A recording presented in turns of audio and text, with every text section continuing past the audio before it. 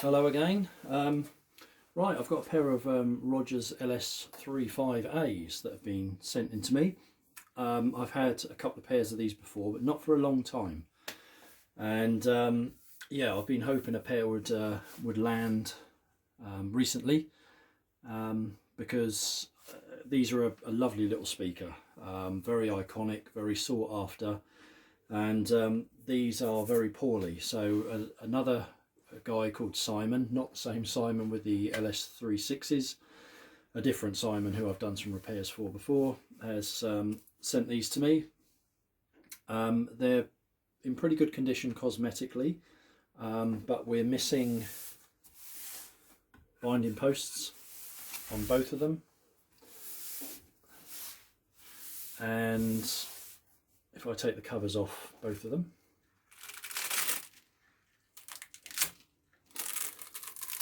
so we still have the original cloth on these. The Velcro, soft Velcro, has completely come away on both of them. Let's take the cover off this one as well. Same issue with this one. And as you can see, the tweeter here, the lead wires have just been, well, they've been cut. And I think that might have been done by children with scissors, I don't know. So I might be able to repair this because these are still quite long, so we might be able to do something with them. This tweeter here seems to be intact. The mesh dome is dented in. They're also a bit rusty, but Simon has also sent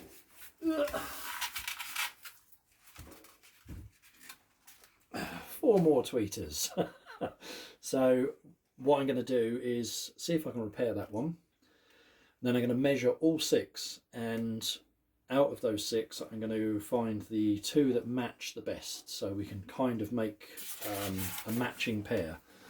So that's the idea with those, so I'll measure them all. So this speaker was developed by the BBC, and I think the idea behind it was to create a mini monitor that was very, very accurate for mobile, their mobile recording studios in the vans and things like that. I think that was the idea, near field listening.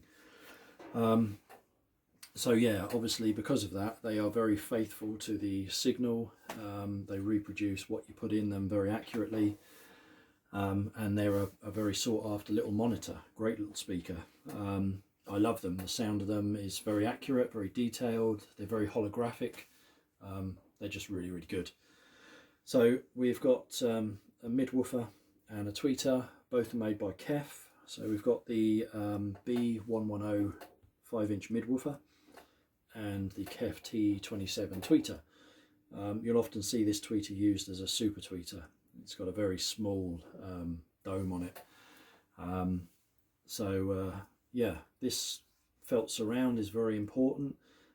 Without that, there is some diffraction issues from the edges of the cabinet, so this is actually functional. It's there for a reason.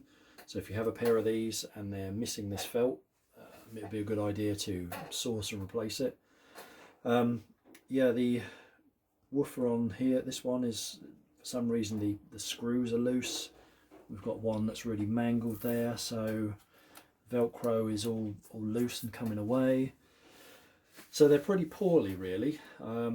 Thankfully the cabinets that they're in are in pretty good condition. I don't think we need to do anything with those. It's going to be a case of unscrewing the front baffle, which comes out as one piece,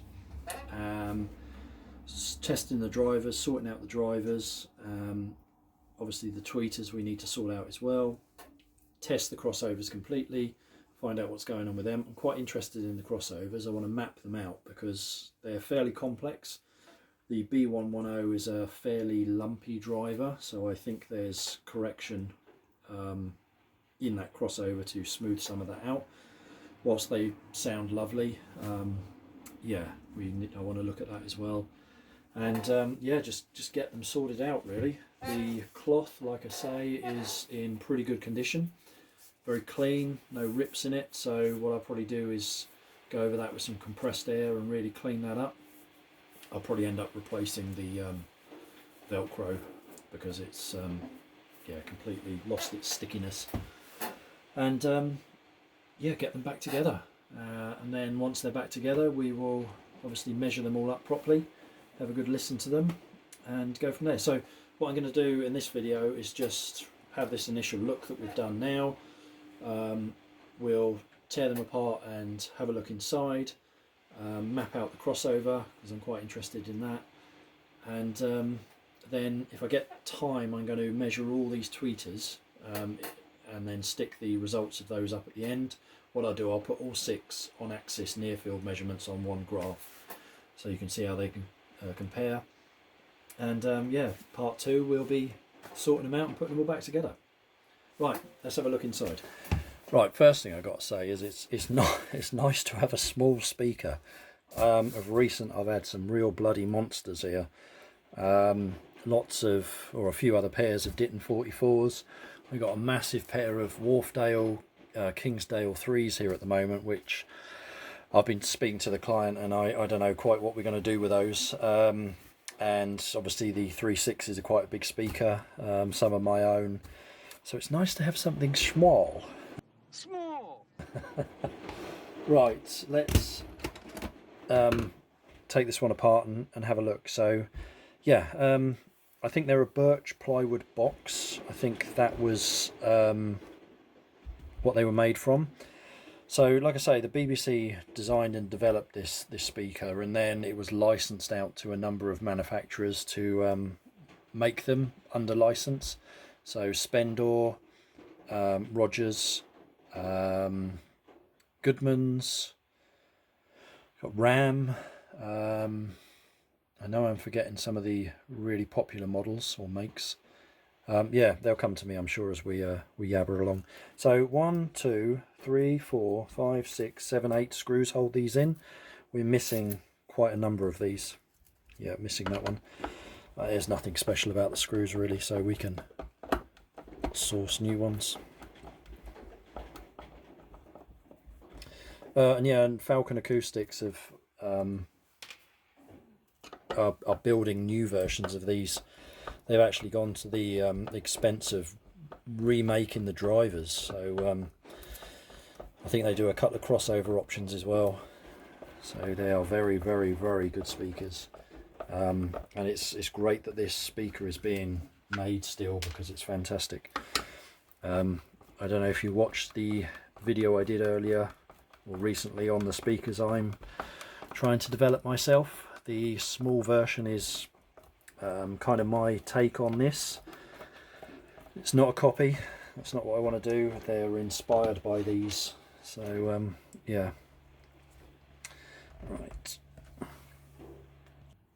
Right, this has been very difficult to get off because one of the screws has actually snapped off in there, so I'm going to have to carefully drill that out, I think.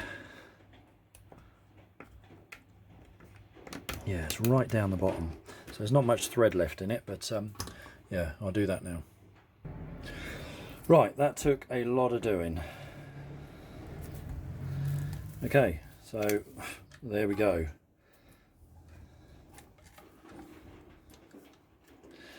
I got to say straight away, these crossovers are looking very, very good. That's really nice to see. So yeah, very very good. Right, let's have a look. Right, interestingly, bubble wrap in there, another felt, so I had to take the other one off to help me get it out. It's come off absolutely fine. The double-sided tape or back into that has completely dried out, but that will come off okay. We can replace that and stick these back on, but we have a new one, so that's good. Some gaskets for the tweeter, brand new. That one's been used, that one has as well.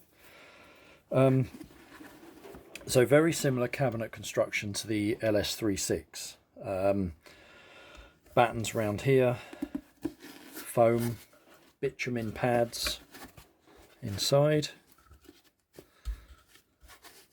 So bitumen pad, bottom, top and the sides. And yeah, that's it. So 12mm, I think it's birch ply, Baltic ply. Someone will correct me in the comments, I'm sure. But yeah, there we go. Nice little box.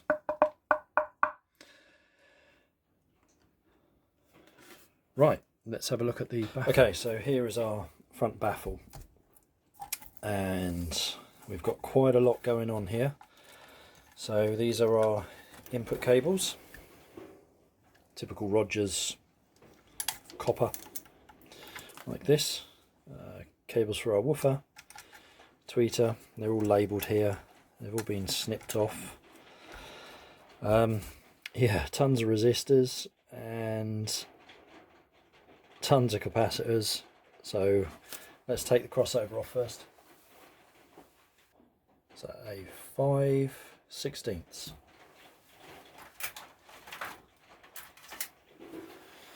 So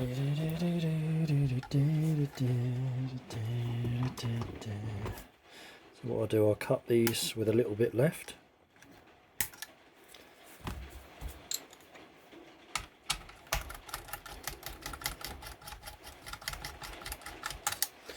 Let's get ourselves a parts pot.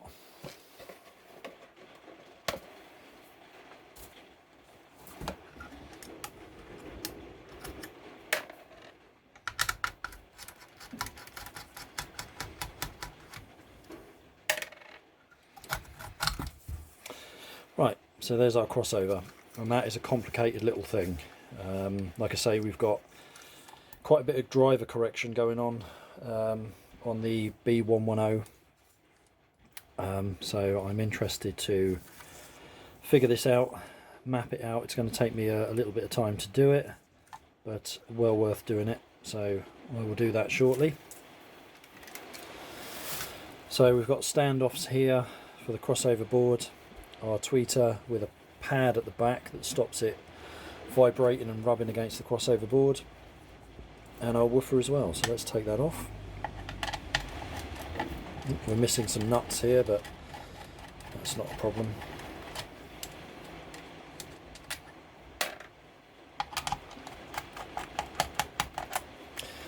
For a 5-inch driver, that's a big magnet. I mean, these were pretty special drivers, really.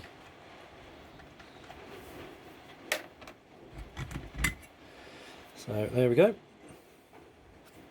Yeah, very nice. 8 ohm. Yeah, lovely. Nothing wrong with that. Surround suspension is really good.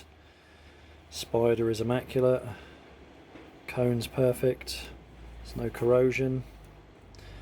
So that is in really good condition. Lovely. So let's get our tweeter out.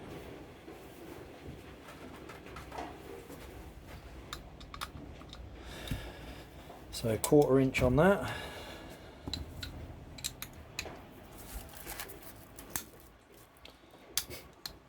Yeah. Strong old magnets.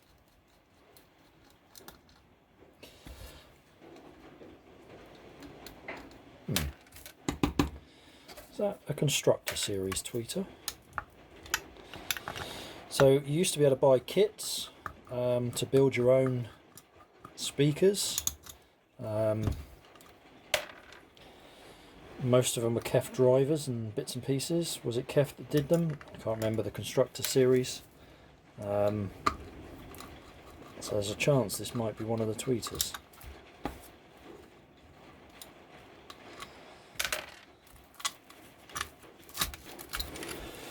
Right, okay. So there's our front baffle board.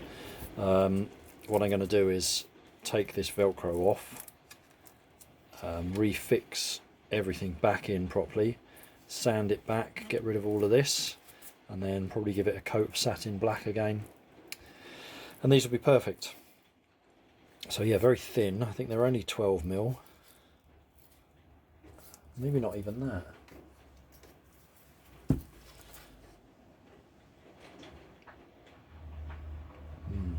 10, 9, 10. So yeah, very thin, but then it's so small it doesn't really need to be thick. But yeah, there we go. And there's our tweeter. Let's take the screws out.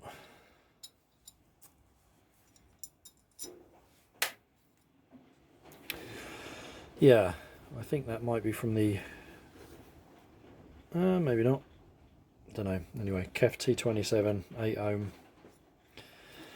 Yeah, so we'll test all these out and see what's what.